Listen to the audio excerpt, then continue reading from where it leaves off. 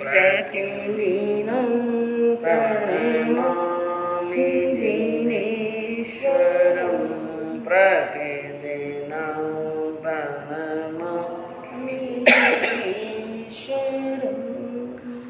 थोड़ो कर ले तू मन में विचार रे ओ चार दिनारो मेलो है।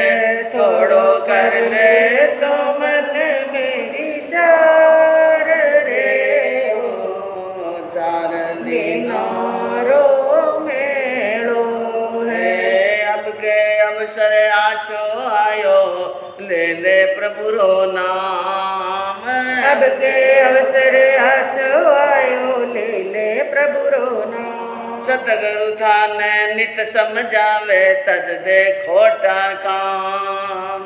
सतगुरु थाने नित समझावे तज दे खोटा काम। नहीं मिले ओ बारंबार रे ओ चार दिना रो मेलो है। नहीं मिले ओ बारंबार रे ओ चार दिना रो मेलो है। थोड़ो कर ले तू मन में विचार रे ओ चार दिना रो मेलो। सर्वज्ञ सर्वदर्शी चरम तीर्थंकर अहिंसा के अवतार विश्व वंदनीय शासनपति श्रवण भगवान वर्तमान महावीर के पावन चरणों में कोटि कोटि वंदन। हृदय की अनंत अनंत आस्था के केंद्र, संयम धन के दाता, संसार सागर से तिरने का सन्मार्ग बताने वाले पूज्य गुरु भगवान श्रवण सूर्य दिव्य विभूति 1008 श्री मरघर केसरी मिश्री मन जी महाराज साहब के पावन चरणों में कोटि कोटि वंदन। अहिंसा दिवाकर लोकमान्य संत शेरे राजस्थान वरिष्ठ प्रवर्तक पूज्य गुरुदेव श्री रूपचंद जी महाराज साहब के पावन चरणों में कोटि कोटि वंदन। मरुधरा भूषण संत शिरोमणि पूज्य प्रवर्तक गुरुदेव श्री सुकन मुनि जी महाराज साहब के पावन चरणों में कोटि कोटि वंदन। साधना की प्रतिमूर्ति सद्गुणों की उपासिका सरल मना शांत दांत गंभीरा गुरुवरिया माँ शक्ति श्री सज्जन कंवर जी महाराज साहब के पावन चरणों में कोटि कोटि वंदन। धर्म प्रेमी बंधुओं, शीलवती माता एवं बहनों, सर्वज्ञ भगवान महावीर ने अपनी अमृतमय वाणी के अंदर भव्य आत्माओं को सद उपदेश देते हुए अनुपम कृपा करते हुए अपनी कल्याणकारी मंगलकारी वाणी में प्रभु ने एक सूत्र फरमाया। सूत्र तो बहुत फरमाया, भगवान ने बहुत शिक्षाएं दी हैं, बहुत उपदेश दिए हैं, बहुत प्रतिबोध दिया है, लेकिन उनमें से एक सूत्र में वर्णन किया भगवान ने कि अहा पंचहिम ठाणेहिम जेहिम शिक्षा न लभ्यहि थम्बा कोहा पम्मा एणम रोगेण आलस्येण। जिस समय भगवान का अंतिम प्रवचन चल रहा था, जिंदगी का अंतिम प्रवचन, और अंतिम प्रवचन में भगवान ने जो देशना फरमाई उसमें यह आया कि एक इंसान जिनको शिक्षा नहीं लग रही है, प्रतिबोध नहीं लग रहा है, उपदेश नहीं लग रहा है, तत्व की बात समझ में नहीं आ रही है, 5 कारण हो सकते हैं। कितने? थम्बा, थम्बा यानी अहंकार। पहला कारण बताया थम्बा, थम्बा यानी थम्बो झुके तो आपा झुके। देखिए थम्बा, अटे थम्बा है कटे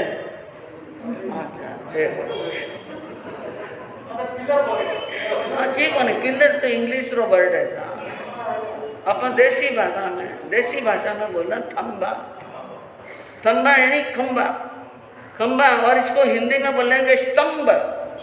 क्या बोलेंगे? जो स्थिर रहता है, जो स्थिर रहता है वो स्तंभ, वो स्तंभ है। तो भगवान ने कहा थम्बा, यानी ये तो स्तंभ है, स्थिर रहते हैं, इस कारण से इतना वजन झेले हुए हैं। लेकिन एक मनुष्य को भी भगवान ने बताया थम्बा, अभिमानी मनुष्य को। किसको? वो कौन सा भार झेल रहा है?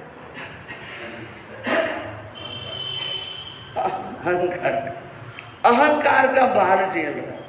अहंकार को सिर के ऊपर रखकर चलता है। बिल्कुल सही फरमाया भाई ने कि अहंकार यानी वो अहंकार के अंदर यानी बहुत ही दबा हुआ है, अहंकार को सिर पर रखकर चलता है। अभिमानी का अहंकार कहाँ होता है? सिर पर, ऐसे यानी सिर तान करके चलता है। और वो अहंकारी व्यक्ति में 4 बातें और हैं। थम्बा, कोहा यानी क्रोधी, थम्बा, कोहा, पमायणम, प्रमादी, आलसी और रोगी। इनको शिक्षा नहीं लगती है, लेकिन पहली बात ही करेंगे हम, थम्बा यानी अहंकार। मनुष्य को जल्दी जल्दी क्या आ जाता है? अहंकार। और बहुत जल्दी ये सोचने लगता है कि मेरे जैसा तो दुनिया में है ही नहीं। उनको कोई कुछ अच्छी बात भी कहे, समझाने वाली बात भी कहे, हितकारी बात भी कहे और किसी के लिए उपकार करने वाली बात कहे तो वो मानने के लिए तैयार झुकता ही नहीं है। क्या नहीं करता है? झुकता कौन है? कि जिसमें जान है और अकड़ पट्टो खास मुर्दे की पहचान है। नमंती फलिता वृक्षा नमंती विबुधा नरा, नमंती फलिता वृक्षा नमंती विबुधा नरा और नमंती सूक्ष्म काष्टम मूर्खस्य न नमंती त्रुटंती च। नमंती फलिता वृक्षा, जो फलवान वृक्ष होते हैं, जो बड़े होते हैं। कौन से वृक्ष झुकते हैं? जो वृक्ष बड़े हैं, जिनकी शाखाएं क्या हैं?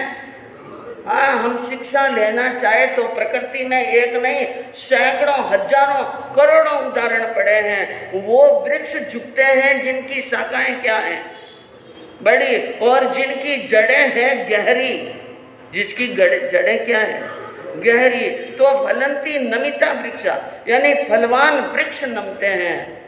और नमंती विबुधा नरा, जो विद्वान होते हैं, समझदार होते हैं, ज्ञानी होते हैं, वे झुक जाते हैं। लेकिन सूक्ष्म काष्टम मूर्खस्य, सूखा हुआ काठ और मूर्ख न नमंती त्रुटंती, ये नमते नहीं हैं, ये टूट जाते हैं।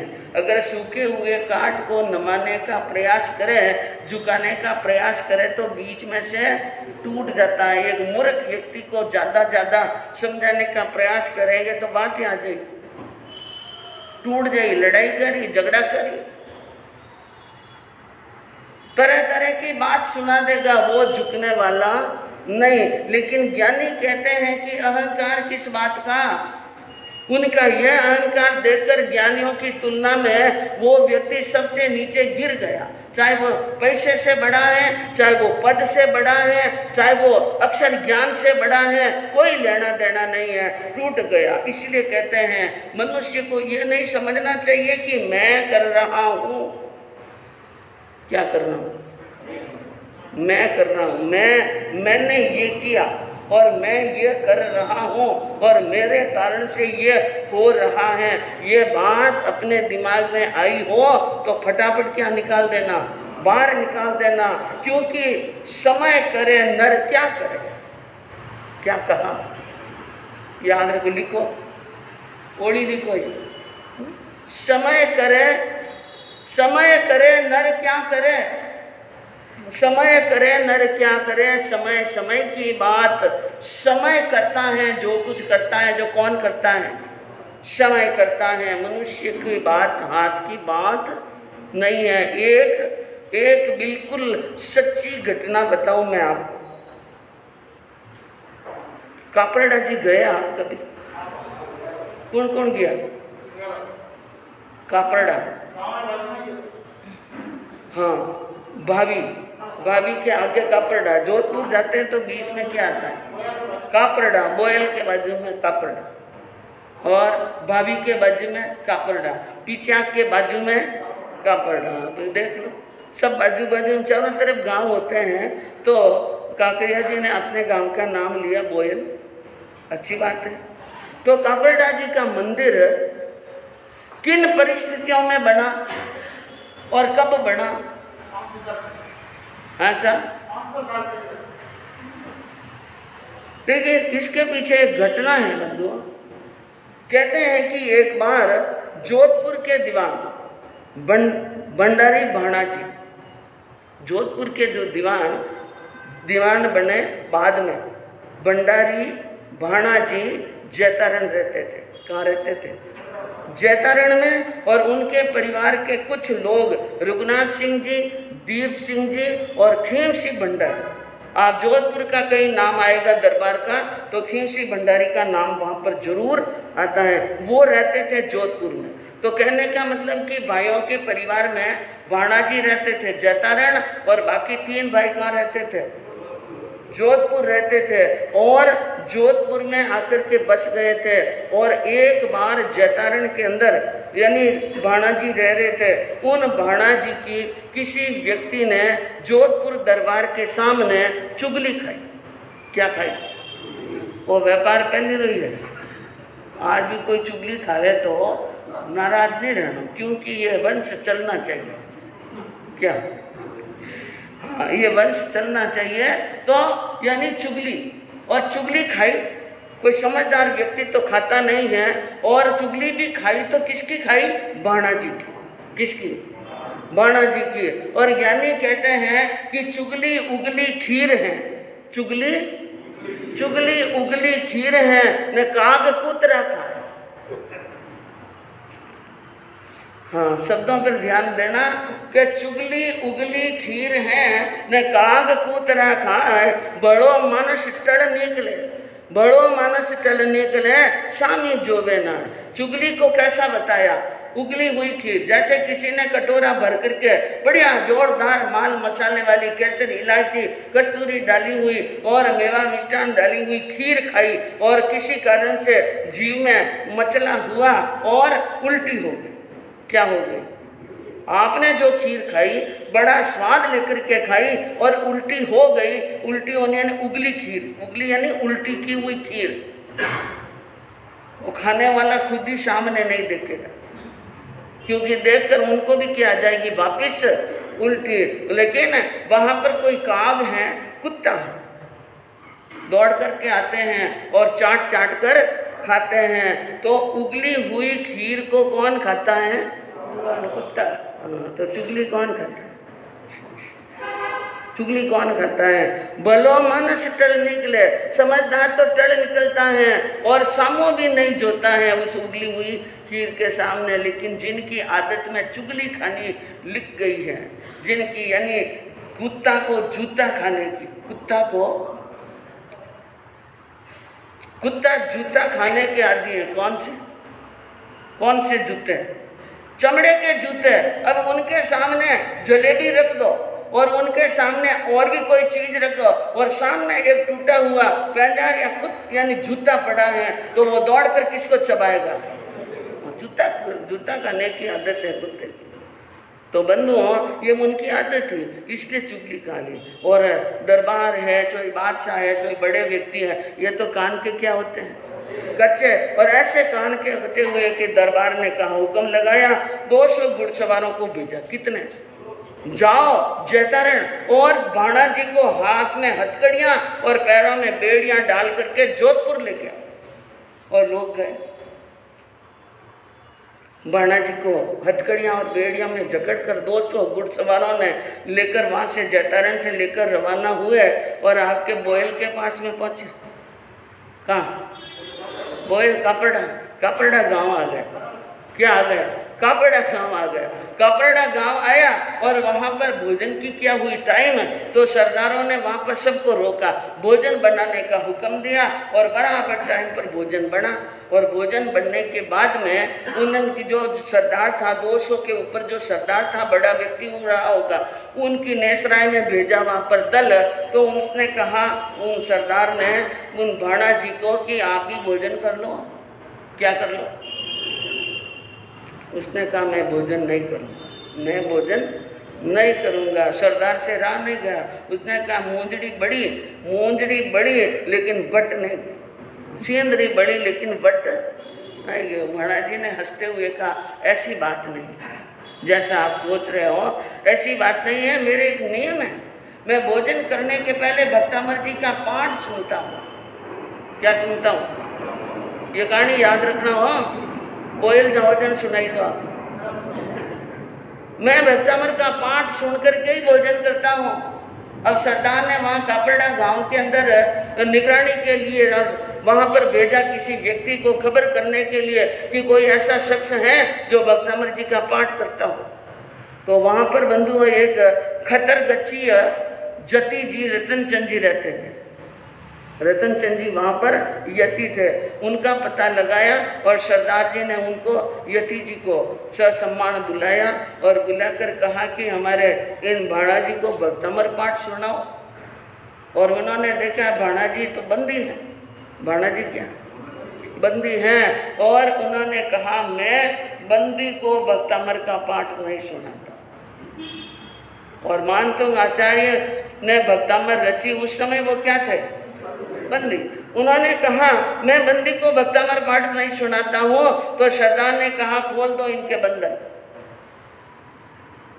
क्योंकि वो भी जानते थे कि भाणा जी कोई भागने वाले थोड़ी हैं, इसलिए बंधन खोल दिए। और भक्तामर जी का पाठ हो गया। और होने के बाद में, पाठ होने के बाद में, यानी वहाँ पर कोई एक धर्मात्मा व्यक्ति बैठा था और भाणा जी की आंखों में आंसू आ गए। किन की आंखों में? अपने गुरु को देखकर तो आंखों में क्या आते हैं? हाँ, बड़ों को देखकर आंखों में आंसू आते हैं। आंसू आए तो एक ने कहा देखो आपके भक्त और आपको मानने वाले जो आज जोधपुर की जेल में जा रहे हैं। कहाँ जा रहे हैं? जोधपुर की जेल में। आपको कुछ करना चाहिए। और भाणा जी की आंखों में आंसू देखकर यति जी ने कहा घबराओ मत, मैं तुम्हें मंगलिक सुनाता हूँ। मंगलिक सुनो। जो सम्मान आपका गया है, सूर्य अस्त होने के पहले आप जोधपुर के दीवान के पद पर प्रतिष्ठित होगे और जो मान गया उनके डबल सम्मान आपको प्राप्त होगा, ऐसी बात कही। और फिर उसके बाद में यति जी तो चले गए भोजन करने के बाद में। और सरदारों ने भी भोजन किया, भाणा जी ने भी भोजन किया, वापिस बंदी बनाया और उनको लेकर कापड़ा जी से जोधपुर के लिए रवाना हुए। और बंधुओं उस बीच जोधपुर दरबार के पास में कोई सज्जन व्यक्ति पहुंच गया, जिनको ये खबर मिली कि भाणा जी को बंदी बनाकर हथकड़ियां बेड़ियां डालकर 200 घुड़सवारों के बीच में उनको लाया जा रहा है। तो उनको कहा दरबार आपने ये अच्छा काम नहीं। भाणा जी जैसे व्यक्ति को जो बड़े ही यानी स्वामी भक्त हैं, ईमानदार हैं, सच्चे हैं, धीर वीर हैं, उनके साथ में ये बर्ताव करके आपने अच्छा काम नहीं किया। जिस समय दरबार की यानी जोधपुर दरबार के राजसभा में लेके गए, दरबार ने शीघ्र ही घोषणा की इनकी हथकड़ियां खोलो, बेड़ी खोलो। क्या करो? हथकड़ियां बेड़ियां खोलो।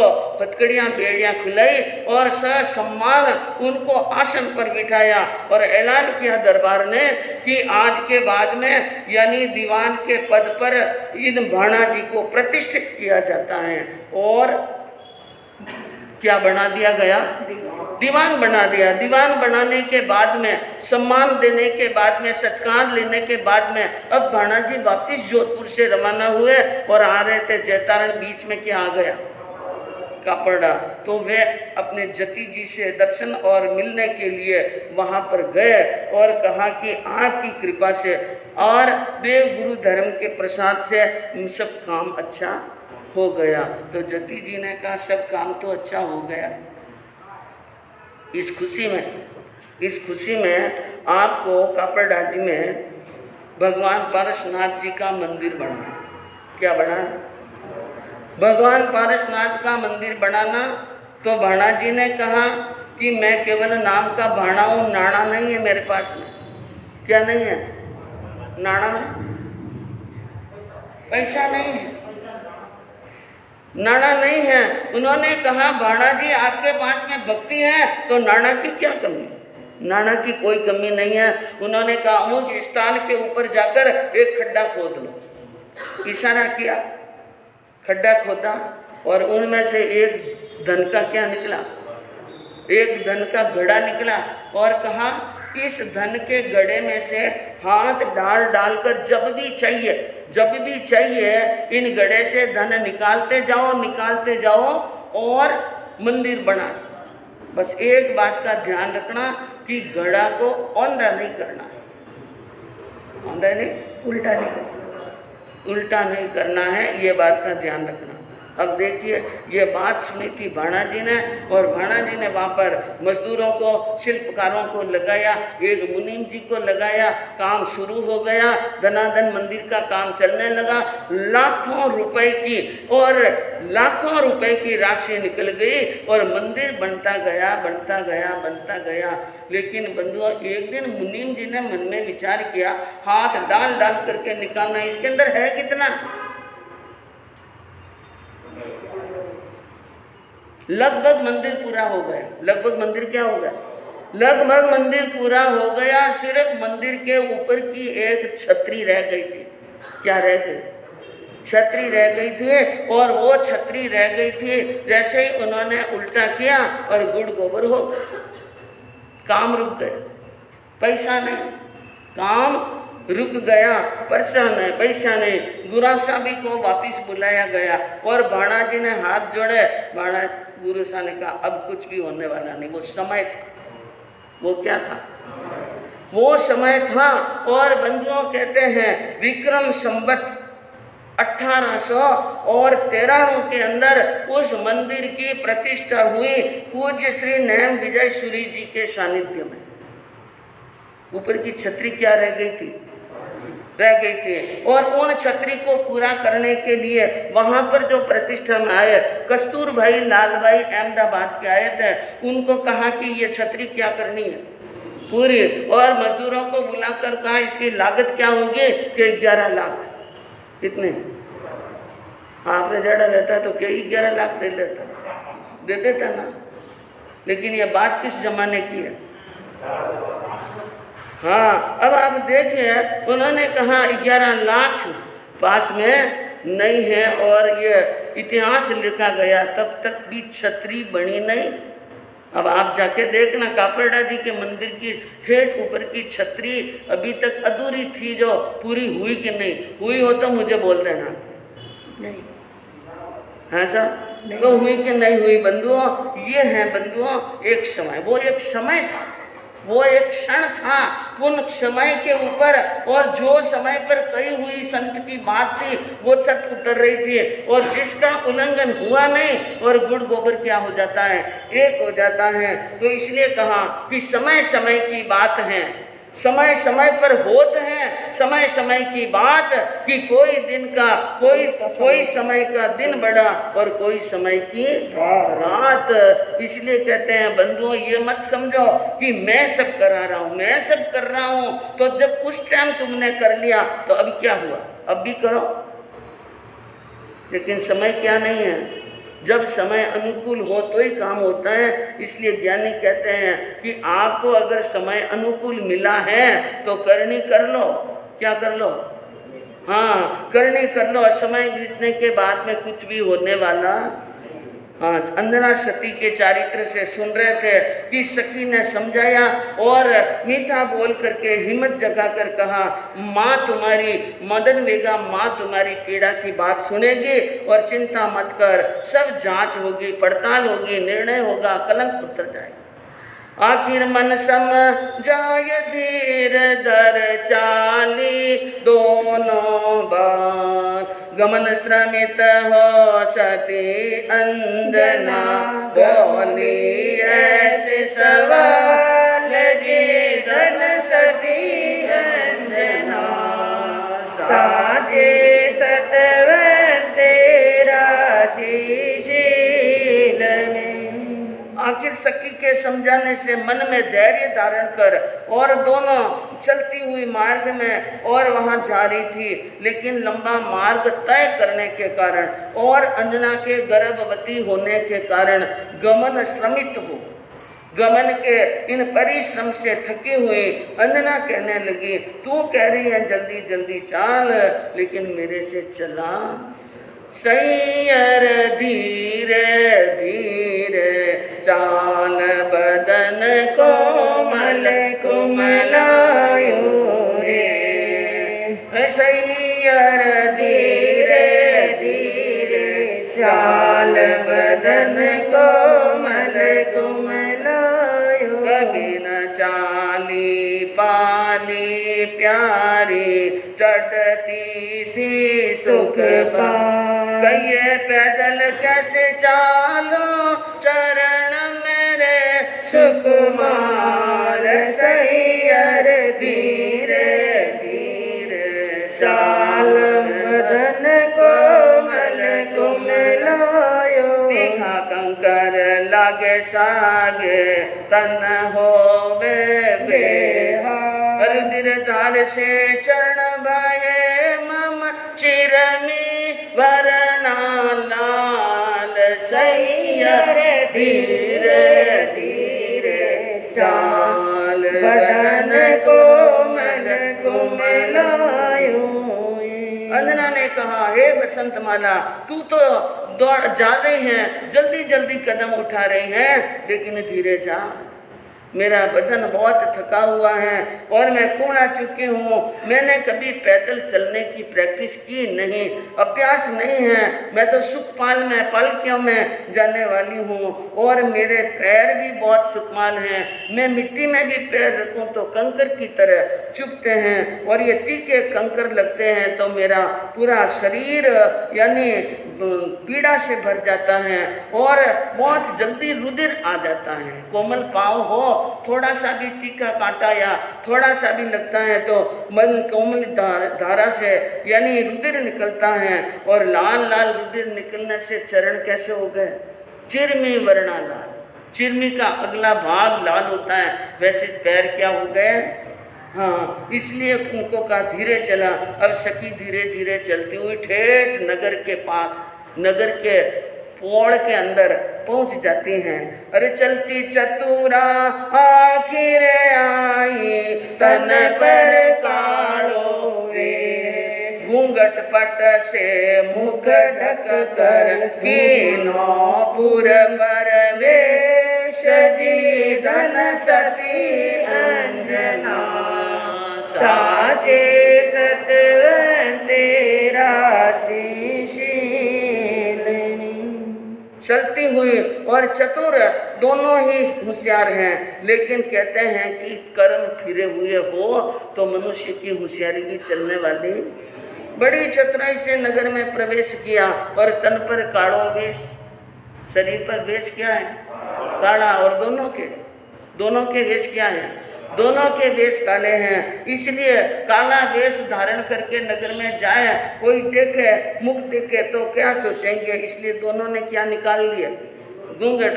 अब घूंघट डाल करके दोनों काला वेश पहने हुए नगर में प्रवेश की तो नगर में नर नारी पुरुष स्त्री बुढ़े और जवान देख देख कर उनको देख देख अंग्रेज गई है कौन और कहाँ से आई हैं, कैसे जा रही हैं, लेकिन सब प्रवेश कर दिया। गली गली से चली सकी, सिरे बाजार से नहीं, सिरे बाजार से जाएंगे तो 100 जने ज़्यादा देखेंगे, इसलिए कहाँ से चली वो, गली गली में। मन में एक उत्साह है कि द्वार पर, पिताजी के द्वार पर पहुंच जाए, मन की बात कह दें, सब बात अच्छी हो जाएगी, इसलिए ये उत्साह के साथ में गई। और पियरिया में बाई आस ले पहुंची है, कुदरत को बड़ा आस लेकर गई, लेकिन कुदरत क्या करना चाहती हैं वो आगे बताएंगे।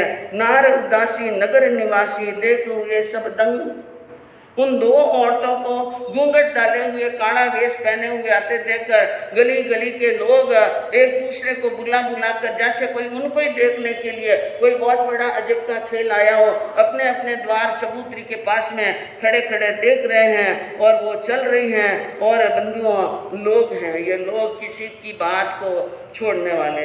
अरे लोग नगर न लाखों लारे मुख पर बोले बोल, लजवंती जो सती शर्मावे पहुंची गढ़नी बोल जी धन सती अंजना साचे सतवंते राचे। नगर के अंदर लाखों लोगों ने देख लिया और मुख मुख पर बोल रहे हैं, कुछ क्या कर रहे हैं, कुछ क्या रहे हैं। और सती लज्जा रही है, शर्मा रही है। कैसे? लजवंती। लजवंती का मतलब जानते हैं? हाँ, लजवंती किसे कहते हैं?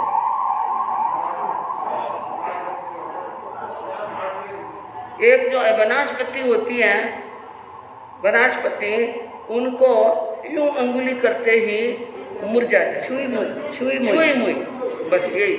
इसको शुद्ध हिंदी भाषा में कहते हैं लजवंती, यानी वो लज्जा वाली हैं। उनकी तरफ कोई अंगुली करना या नजदीक भी कोई जाए तो वो क्या हो जाती हैं? शर्मा जाती हैं। उसी प्रकार लजवंती की तरह शर्माती हुई अंजना अपने पिता राजा के द्वार पर पहुंच गई और द्वारपाल के पास में जाकर, और अपना पियर का घर है, किसका घर है?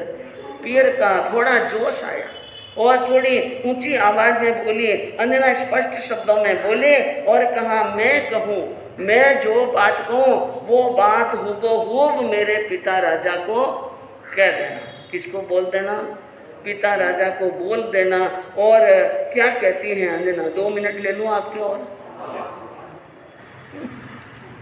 सुन भाई मारा वचन है प्यारा, जाय कहो नर पुत्री आई आप की रे, निर्मल मन निकलंक, सासु फासु द्वेष कर्मों पे, दीनों कालो कलंक। सुन भाई प्यारा वचन हमारा, जाय कहो नर पान। अंजना ने कहा, हे भाई, हे द्वारपाल भाई, तुम मेरे प्यारे भाई, तुम मेरा वचन मेरे राजा यानी राजा महेंद्र सिंह जी को जाकर के बोल देना कि दरवाजे के ऊपर आपकी बेटी आई है। कौन आई? देखो कैसी घड़ियां, कैसा समय, कैसा वक्त आता है, कैसी मान सम्मान में और कैसी ठाट बाट में रहने वाली बेटी ने ये समाचार कहलाए, आपकी बेटी आई है, निर्मल मन निष्कलंक। जिसका मन क्या है? निर्मल है और निष्कलंक है। वो निष्कलंक है, उसने कोई कलंक जैसा काम नहीं किया। सासू फासू द्वेष कर, सासू जी ने मेरे पर द्वेष करते हुए मेरे पर कलंक लगाया है और काला वेश पहनाया है। काला वेश पहने हुए उनकी पुत्री द्वार पर खड़ी है, आप ऐसा बोल देना और उनको ये और समाचार देना। अरे जो विश्वास हो आपका प्रभु, जो विश्वास का आपने प्रभु, राखो मुझने पास। प्रीतम आवे जहाँ लग मारी, प्रीतम आवे जहाँ लग मारी। आप सुय अरदास हो सुन भाई प्यारा, वचन हमारा जाय कहो नर पान।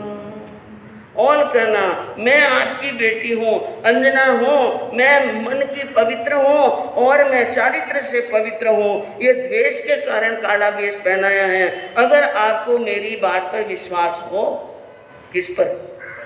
मेरी बात पर विश्वास हो, अपनी बेटी पर विश्वास हो, आपके दिए हुए संस्कारों को याद रखकर उन पर विश्वास हो, तो रखो मुझे पास। मुझे क्या रखो? अपने पास में रखो। कब तक?